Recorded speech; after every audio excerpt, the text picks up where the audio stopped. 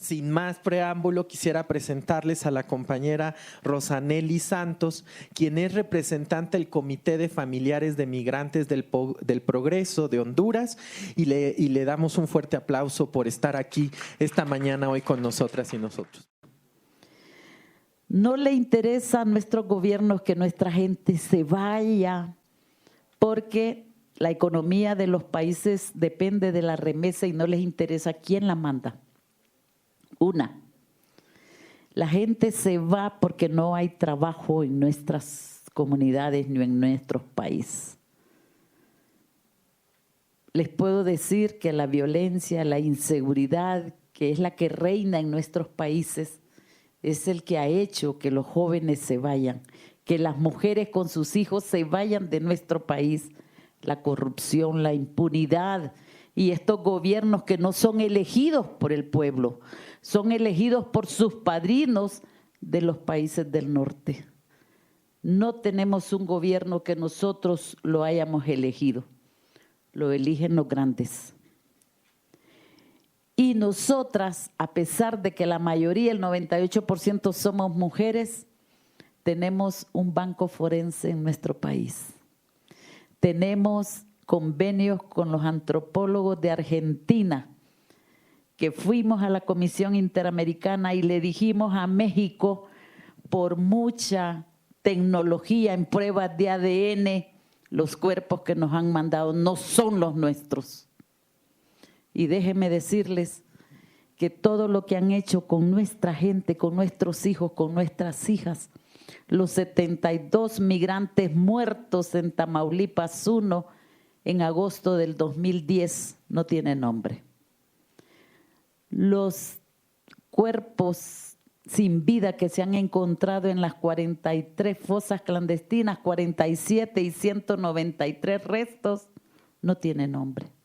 Y fue en abril del 2011.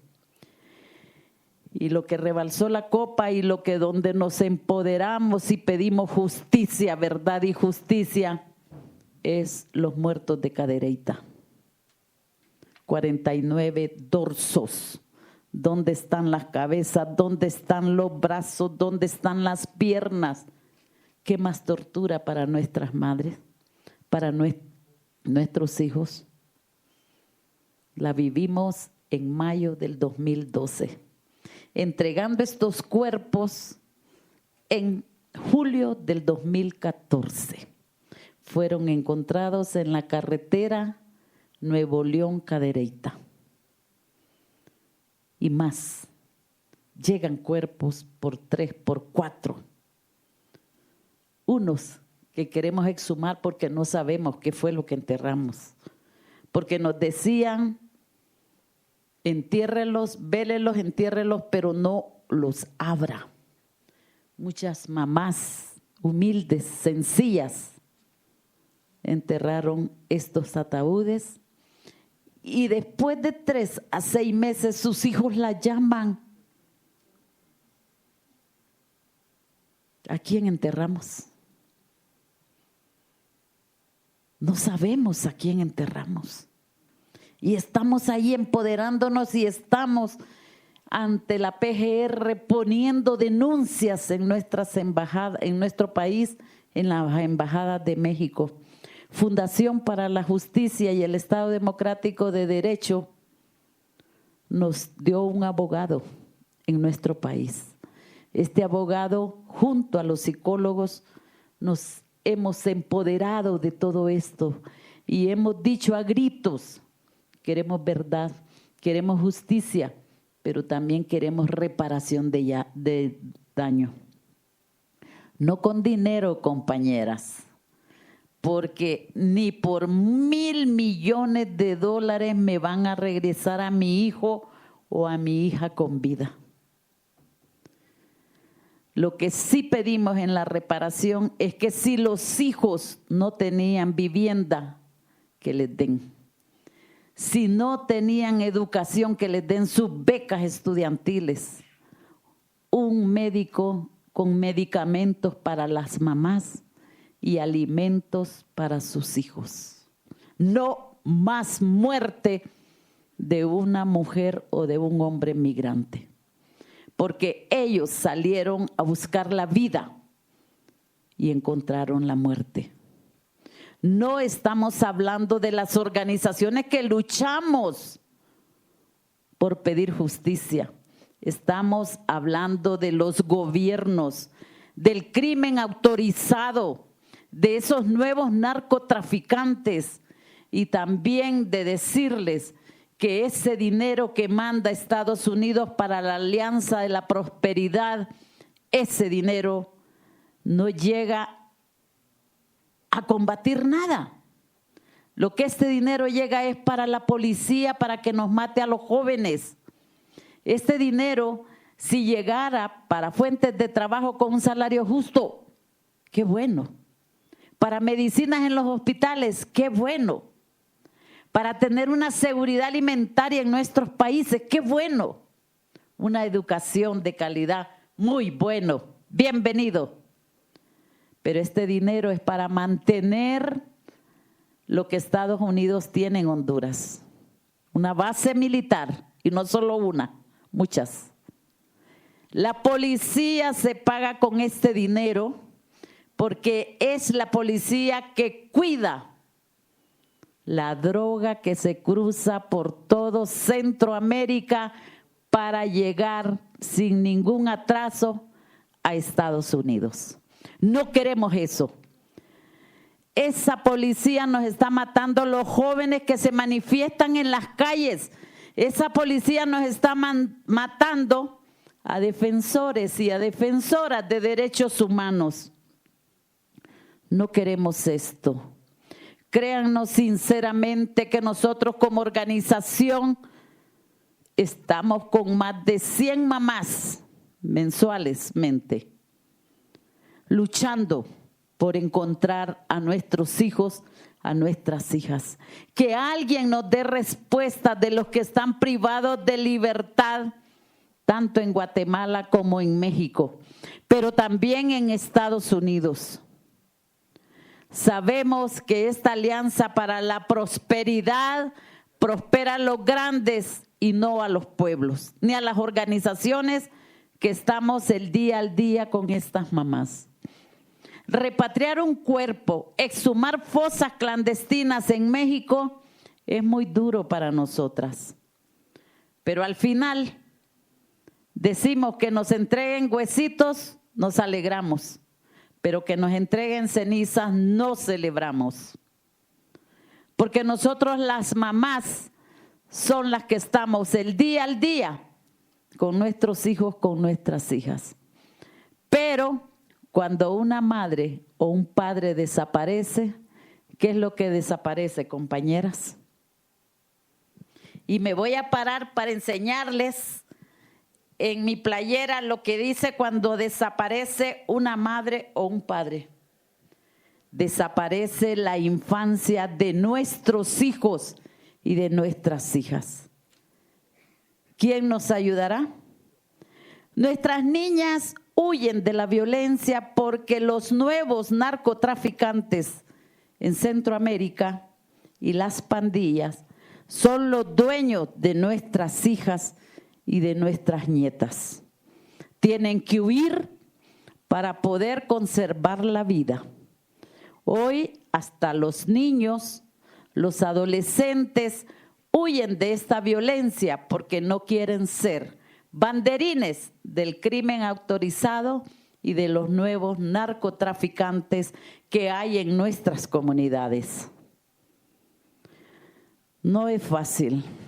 Créanme sinceramente que hablar de este tema sin tener siquiera un acompañamiento de nuestros gobiernos es doloroso.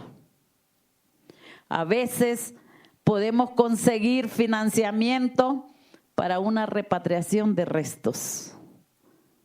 El gobierno puede darnos una partida, pero no del gobierno, de los impuestos que nosotros pagamos, pero también de la remesa que llega a nuestro país, que llega en dólares, pero que el Banco Central los recoge y los vende al mejor postor. De esta partida hemos dicho queremos dinero para la repatriación de cuerpos. No es fácil. Nos pueden firmar una repatriación si nos ponen un psicólogo economista que nos terapee y que nos diga, usted tiene dinero, usted puede aportar la mitad de lo que vale una repatriación. No es fácil. Una repatriación para llegar a Honduras desde Estados Unidos está valorada entre $8,000 a $10,000.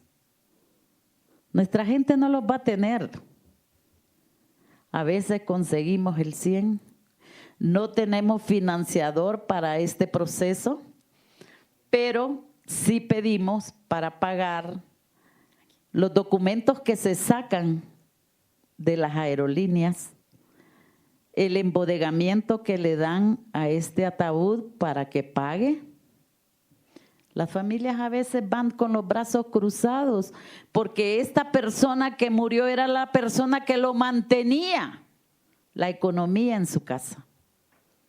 Sale y muere, ¿quién mantiene esto? Nadie. Nadie. Pero nuestros gobiernos dicen la economía del país es sostenida por las remesas, pero no le importa quién la manda, ni vamos a trabajar por esta persona que salió porque la estaban extorsionando en su país y más que todo en su comunidad. Paso. Bueno. Por mi trabajo y por lo que hacemos con las madres, yo les puedo decir que no me ajustaría todo este día para decírselos, pero sé que hay compañeros o compañeros que tienen que hablar de este tema también, pero que la violencia diaspórica va de día en día. Los éxodos de personas, de niños, de adolescentes que han salido de nuestras comunidades, no crean que vienen porque son ladrones, porque son criminales, porque son terroristas. Vienen huyendo de la muerte. Y muchos se traen a sus hijos y lo que dicen, si me van a matar en mi país y en mi casa con mis hijos, pues que mueren en el camino y me van a mandar en un avión.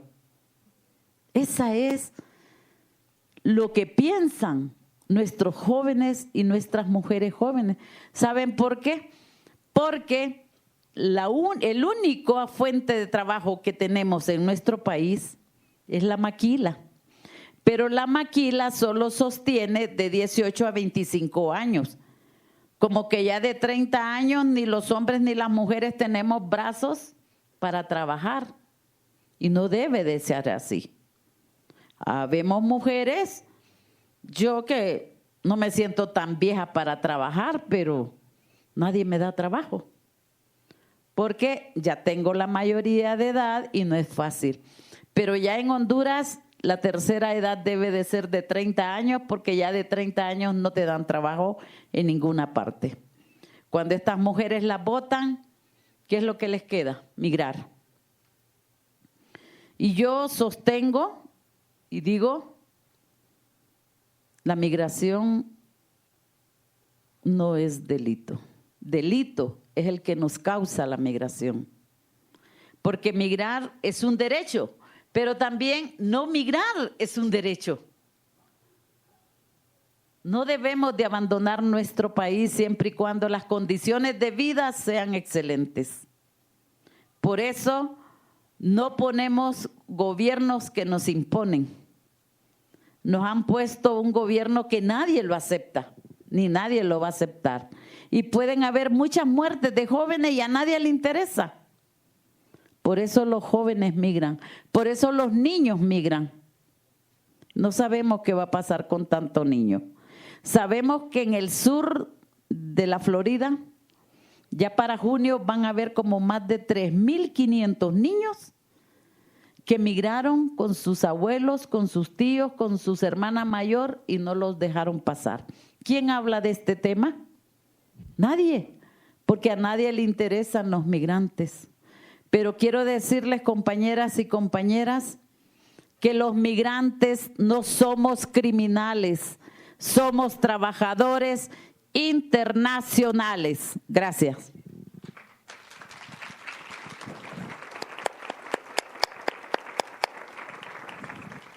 Bueno, muchas gracias, Rosanely, del Comité de Familiares de Migrantes del Progreso, por tu palabra, por tu fuerza. Muchas gracias. Para continuar, bueno, ya está conectado el padre Ismael Moreno Coto.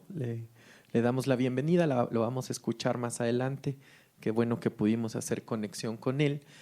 Y en este sentido, y las preguntas que nos estamos haciendo, ¿verdad?, en espacios como estos, decirles que hay algunas preguntas formuladas ahí en sus cuadernillos, a lo mejor nos ayudan como preguntas generadoras para irlas respondiendo juntas y juntos, así con esta experiencia que nos acaba de compartir Rosanely. Y ahora quisiéramos pues invitar a esta compartición a las compañeras que habíamos anunciado, ya a Carolina Robledo y a Mayek Querales, ambas del CIESAS, Ciudad de México, y que han preparado una presentación a dos voces. Entonces vamos a darle paso a estas dos compañeras, para quien pido también un aplauso y les agradecemos su presencia esta mañana.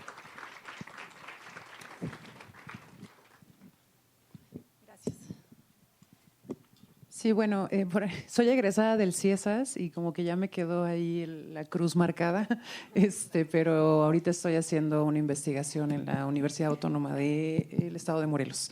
Entonces, soy egresada del CIESAS, pero ya no trabajo ahí, o nunca trabajé, fui estudiante, sí, por cualquier cosa institucional, ¿verdad? Entonces, bueno, nosotros vamos a reflexionar un poco alrededor de la experiencia que nos ha compartido tan maravillosamente doña Nelly. Y por ahí iniciamos. En 2016 nos conformamos como grupo de investigaciones en antropología social y forense con la intención de colaborar en los procesos de búsqueda de personas desaparecidas encabezados por las familias en México. A partir de entonces, hemos participado con ellas en múltiples espacios de diálogo e intercambio de saberes. En paralelo, con la intención de contribuir a sus procesos de denuncia, hemos elaborado un informe de interpretación sobre la exhumación en las fosas de Tetelcingo, un peritaje de contexto para el caso Alvarado presentado ante la Corte Interamericana el año pasado, y actualmente, a solicitud de la defensa de las víctimas, elaboramos un peritaje de contexto para un evento conocido popularmente como la masacre de Cadereyta. Durante nuestra intervención, quisiéramos presentar algunas reflexiones que hemos construido a partir de conversar sobre este acontecimiento que hace alusión al asesinato, mutilación y posterior exposición de 49 personas en la carretera que conduce de Monterrey hacia Reynosa el 13 de mayo de 2012. Dado que la información vertida en el peritaje es confidencial, presentaremos aquí solo algunas reflexiones que hemos construido alrededor de esta masacre desde una perspectiva socioantropológica. Vemos en este acontecimiento de violencia extrema la posibilidad de pensar sobre las manifestaciones de violencia diaspórica en relación con el fenómeno migratorio. Si la diáspora evoca imágenes de viaje y dispersión y su capacidad expresiva emerge al tratar con problemas asociados a los movimientos transnacionales de personas, capitales, bienes y códigos culturales, consideramos que la violencia puede ser nombrada como diaspórica debido a que las técnicas que configuran las prácticas violentas se han trasladado a través de los territorios durante más de 50 años, en movimientos que alcanzan a cuerpos dispersos más allá de las fronteras. Cuando analizamos la forma de torturar a los cuerpos, los asesinatos selectivos, las desapariciones forzadas y particularmente la masacre en América Latina, nos damos cuenta que hay similitudes en los métodos de suplicio a los cuerpos para controlar territorios a lo largo de todo el subcontinente. Aunque no suele nombrarse de esta manera, estamos ante prácticas transnacionales de violencia. Tengamos presente la tradición pedagógica que existe alrededor de la Escuela de las Américas y cómo los grupos tácticos y paramilitares se han movido a través de las fronteras para capacitar a otros en las técnicas de destrucción de cuerpos y tejidos sociales. Las técnicas de violencia extrema implicadas en las masacres de migrantes manifiestan justamente el carácter diaspórico de las violencias. Dice la antropóloga francesa Véronique Naum-Grape que la masacre tiene un efecto de mancha, que extiende la crueldad más allá del cuerpo de las víctimas directas, siendo justamente esa su especificidad como arma de guerra. Por ello, el estudio de la masacre ha significado para nosotras como grupo un desafío no solo conceptual y teórico, sino sobre todo ético y político. Nos hacemos las siguientes preguntas. ¿Cómo es que la ola expansiva de la masacre nos alcanza? ¿Cómo hablar de la violencia sin extender su crueldad a través de nuestro lenguaje? ¿Cómo cuidar la dignidad de las personas en medio de un ejercicio extremo de deshumanización? Estas preguntas de carácter ético se sitúan simultáneamente a las de carácter analítico, que son justamente las que nos permiten tejer sentido en torno a la masacre desde nuestro saber disciplinario, la antropología social. En este ejercicio nos hemos hecho muchísimas preguntas, de las cuales solo citaremos algunas que puedan dialogar con el contenido de esta mesa. ¿Qué fundamenta una masacre? ¿Qué intencionalidades e intereses revela su ejecución? ¿Qué orden moral manifiesta? ¿Es posible construir vincularidad después de una masacre?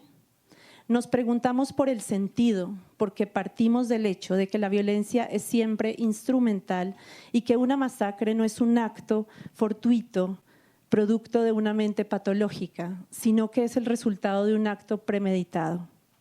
Es, como sostienen Uribe y Vázquez, antropólogos colombianos, un tipo de acción que está orientada hacia un fin. Siempre tiene un sentido y tiene un motivo, pero además está inmersa en dinámicas de violencia dentro de una estructura social particular. Definamos ahora una masacre. La categoría no aparece como término jurídico en instrumentos del Sistema Internacional de los Derechos Humanos ni del Derecho Internacional Humanitario, ni en los instrumentos penales mexicanos. No obstante, en la normatividad se emplean términos como homicidios múltiples u homicidios colectivos, mientras que en el derecho internacional se encuentran avances sobre el genocidio, la tortura, los tratos crueles, inhumanos y degradantes y las ejecuciones extrajudiciales, permitiendo dar algunas luces sobre cómo explicar la masacre en términos jurídicos. A grandes rasgos, toda masacre se define al menos por 3 aspectos. Primero, es producto de ejecuciones extrajudiciales o arbitrarias de carácter colectivo, perpetradas en un mismo hecho contra un número plural de víctimas. Segundo, se caracteriza por la manera cruel en que se cometen las ejecuciones, que implica elementos de barbarie. Y tercero, sus víctimas están en estado de indefensión, desamparo o desprotección. Como demuestra la definición de masacre, esta no se caracteriza únicamente por su tipificación jurídica, sino sobre todo por su carácter simbólico, lo que hace que la antropología social tenga mucho que aportar en su interpretación. Siguiendo este hilo y retomando las importantes contribuciones de María Victoria Uribe, hemos optado por pensar la masacre de migrantes como un síntoma de algo que la sostiene. Hablamos de un modelo de violencia diaspórica. Cuando decimos que la masacre es un síntoma de la violencia diaspórica, estamos recurriendo a una figura psicoanalítica para dar cuenta de aquello que se resiste a la simbolización, un tipo de información que solo existe porque ignoramos alguna verdad fundamental. Esa verdad es el sistema económico, político, social y moral que sostiene la violencia, cuya expresión más extrema es la masacre, y la excede con mucho. Las masacres son un síntoma de una violencia diaspórica que busca garantizar el control de poblaciones, rutas y territorios a través del castigo ejemplificante. La masacre como síntoma centra su eficacia simbólica en el cuerpo, instrumento por excelencia del terror. A través de su manipulación violenta se excede el interés de matar para rematar y contramatar. Como dice María Victoria Uribe, la masacre no es únicamente un acto criminal, sino sobre todo un acto simbólico, político, que se materializa en el cuerpo. Cadereyta, el caso que aquí citamos y del cual habló Rosa, tiene la peculiaridad de que las vidas que fueron tomadas para ser masacradas eran vidas de migrantes que podrían ser consideradas como integrantes de un proceso diaspórico iniciado con las guerras civiles que asolaron los países del norte de Centroamérica durante la década de 1980 y que continúan hoy en el marco de las nuevas guerras extendidas y naturalizadas en todo el continente americano. Durante los años 80, las personas huyeron de la guerra civil. Durante los 90, los desastres climáticos promovieron la movilidad. Y a partir del año 2000, el crimen organizado transnacional empezó a promover amplios desplazamientos en Centroamérica. En 2017, 22% de la población de El Salvador se encontraba fuera de su país, 6% de la población hondureña había dejado Honduras y de Guatemala se habían ido el 5.8% de la población. Estas obviamente son cifras oficiales. En este orden de ideas, consideramos el cuerpo de migrante como un cuerpo diaspórico, piel y rostro de los procesos que viven, un fragmento de la tierra que dejan, encarnación del despojo que sufren y contenedor de los sueños que los impulsan. Reflexionar sobre una masacre de personas migrantes implica pensar no solo el tipo de violencia que se infringió sobre sus cuerpos, sino también todo lo que rodea la condición de migrante. Tal como nos decía Hannah Arendt, pareciera que un ser humano, que es solamente ser humano, sin un estatus político que lo avale, pierde las cualidades que posibilitan que se le trate como un igual. El que las personas no sean nacionales del país en el que se encuentran favorece diversas violaciones a sus derechos, las convierte en blanco de diversos delitos, malos tratos y actos de discriminación, racismo y xenofobia. La masacre de migrantes es, como diría el Sableir, una tecnología corporal que expresa el interés de control sobre ciertos cuerpos, poblaciones y territorios, en este caso cuerpos migrantes y rutas de trasiego y tránsito. Tengamos presente que al principio de la década actual, el crimen organizado asumió el control total del tráfico de migrantes antes realizado por redes de coyotes o polleros.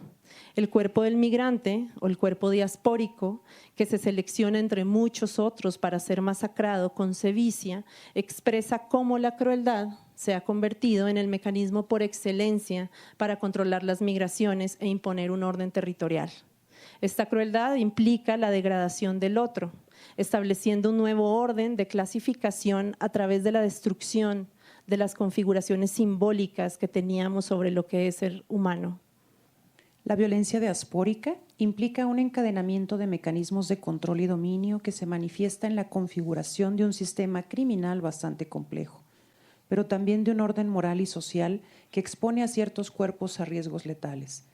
Para el caso de México, la colindancia con Estados Unidos convierte nuestra ubicación geográfica en una posición estratégica para flujos migratorios mixtos, entre migrantes económicos, refugiados, solicitantes de asilo, víctimas de trata de persona, migrantes objeto de tráfico, menores no acompañados y mujeres migrantes, por nombrar algunos, se conforma un inmenso grupo de personas que se mueven en un espectro de invisibilidad.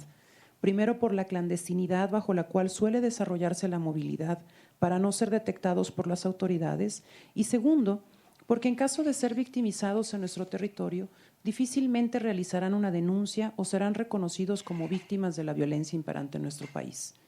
En el caso de Cadereyta, la vulnerabilidad jurídica y social en la que se encontraban las personas migrantes las expuso al secuestro masivo, la disposición de un espacio sacrificial que permitiera lidiar con una cantidad importante de cuerpos, una red de protección que permitiese trasladar y luego abandonarlos en una carretera federal sin la presencia de ningún testigo aparente. Al final, estamos frente a un sistema de desprotección de los cuerpos diaspóricos que hizo posible todo lo demás. La violencia diaspórica no se limita a un acontecimiento, sino que remite a un continuum de violencias que viajan con las comunidades en tránsito. Se manifiesta a través del impuesto de guerra que obliga a las familias enteras a dejar Honduras. Se establecen los trenes, los cruces de camino, el racismo entre quienes ven a los migrantes como amenaza, los buses en los que se cometen secuestros, las casas de seguridad en donde los migrantes son esclavizados y torturados. Pero sobre todo, se expresa en una exclusión sistemática e histórica de vastos sectores de la población que se profundiza haciendo su vida cada vez menos viable. La violencia diaspórica tiene en el centro al territorio y los cuerpos que lo habitan y lo transitan en tanto commodities. Al estar imbricada con la racionalidad económica, esta violencia encuentra en la masacre una forma de beneficiar al negocio. A mayor riesgo, mayores costos para el tránsito. De este modo, la masacre se encadena económicamente con los desplazamientos forzados que inician en el sur y se extienden hacia el norte, como resultado del ejercicio de poderes reticulares que trascienden las fronteras. Esta violencia diaspórica se manifiesta en procesos de desterritorialización y destemporización. Los referentes sociales del espacio se trastocan por el terror que nunca es abolido por completo y que perdura en las nuevas geografías, alimentándose de otras violencias. Asimismo, se generan rupturas en la temporalidad colectiva y las posibilidades de contar una historia común. Termina siendo una sucesión de acontecimientos traumáticos por los cuales se navega azarosamente. Pero esta violencia diaspórica no solo viaja con los migrantes, sino que además es un dispositivo que transnacionaliza tecnologías de castigo supliciantes, que viajan territorialmente con la expansión de los grupos criminales más allá de las fronteras, con el objetivo de instaurar un poder soberano sobre los cuerpos. Se trata pues de una violencia que trasciende el orden del Estado-nación y por lo tanto también el de la ciudadanía a través de dispositivos de exclusión letal. Es además una violencia patriarcal, colonial, fundamentada en una estructura profundamente desigual, que privilegia históricamente a ciertos sujetos y poblaciones sobre otros. Sitúa la guerra en el centro del espacio común, la explotación y la cosificación de los cuerpos en el núcleo de la economía y la destrucción del otro como medio para ejercer el poder.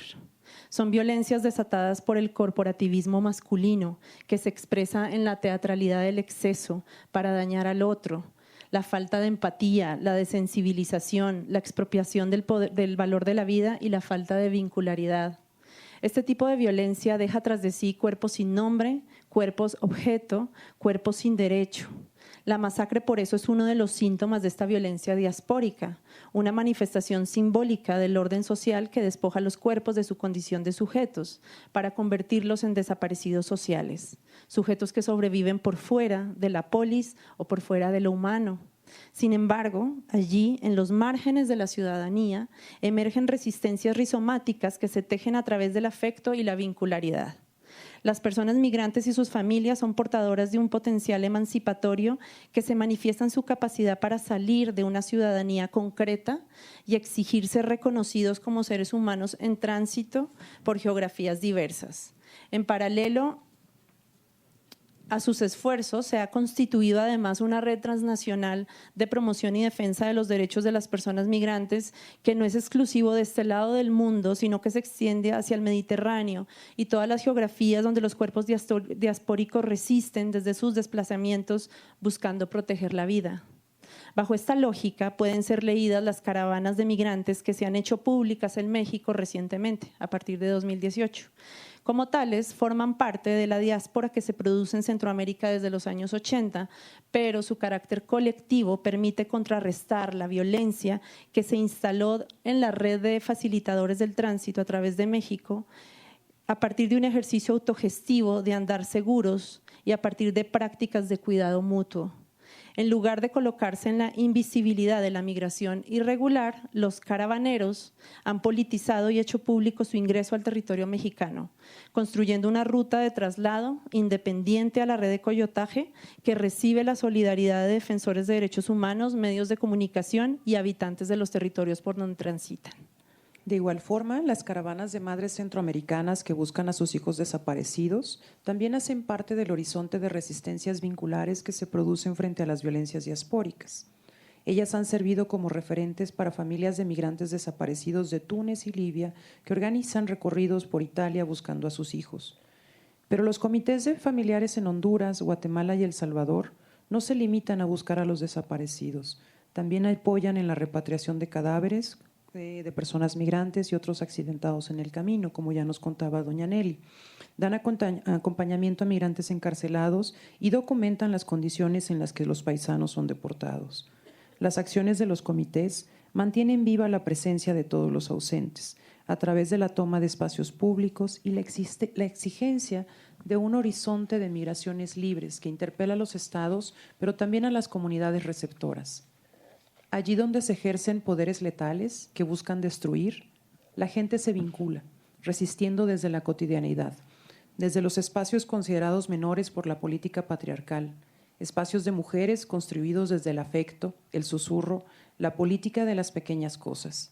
Esta es una resistencia mayoritariamente femenina que goza de menos reflectores que aquellas formas de hacer política con mayúscula, de las cuales las mujeres hemos sido excluidas consistentemente. Es un tipo de resistencia más orgánica y con raíces profundas. Por fuera del espacio político de la ciudadanía y del derecho, exclusivo para los sectores privilegiados y letrados en la política con mayúscula, los caravaneros, las madres en búsqueda y los comités de familiares de personas desaparecidas se oponen al poder, reconstituyendo el lazo primordial que ha sido destruido. Y ya que oponerse al poder implica descentrarse, restándole poder al centro, estas formas de hacer política, que no necesariamente ponen en el centro al Estado como único interlocutor o como único referente de la lucha, refrescan los mecanismos de resistencia que operan en la vida íntima con una potencia transformadora. Este resistir procura ante todo una autodeterminación frente a aquello que oprime, excluye y destruye.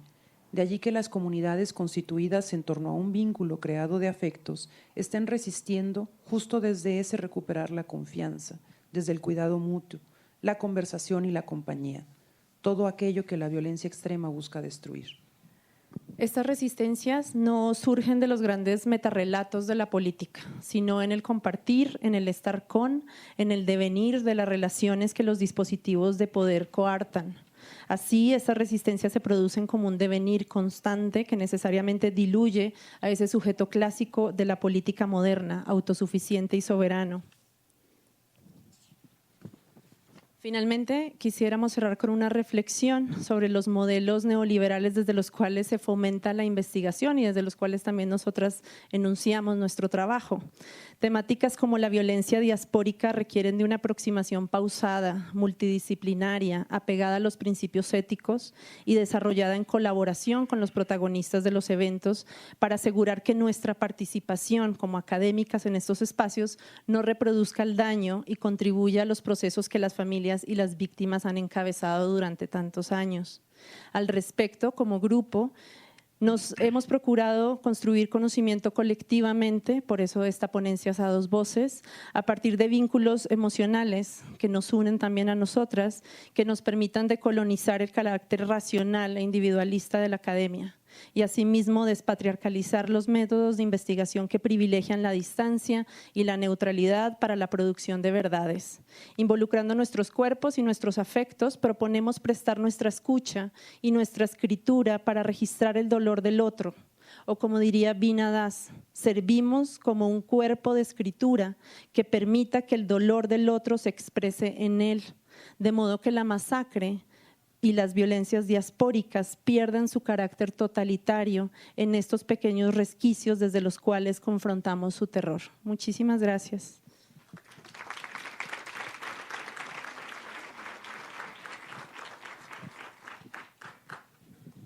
Muchísimas gracias a Carolina Robledo y a Mayet Querales, que aunque coincidieron en el CIESAS, lo que sí coinciden es ser parte de este grupo de investigación en antropología social y forense, que además hoy es tan necesario y es de agradecer el trabajo que ustedes hacen, compañeras, y gracias por lo que nos han compartido esta mañana.